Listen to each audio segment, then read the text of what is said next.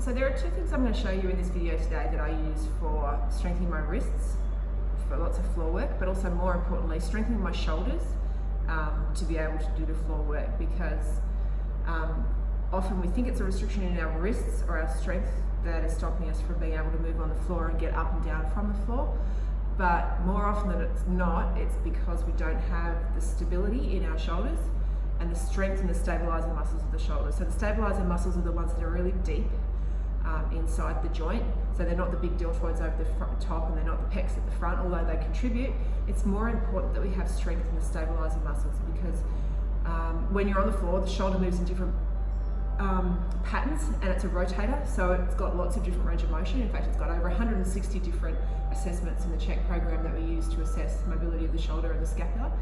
But so just for simple things, or in simple terms, I'm going to show you today two things that I use with clients for strength in their shoulders and in their floor work.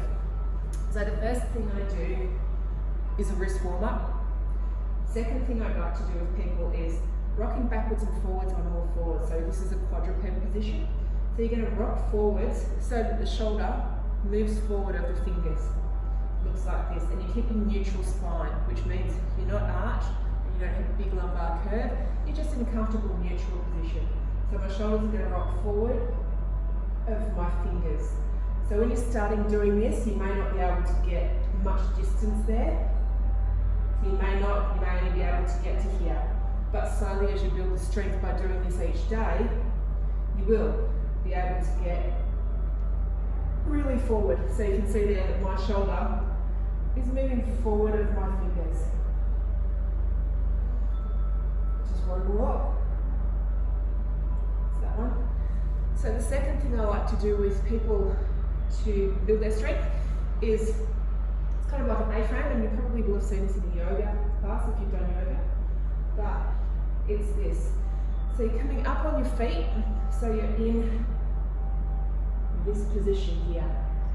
So I'm tucking my head between my arms so that my ears basically are lining up with the sides of my arms.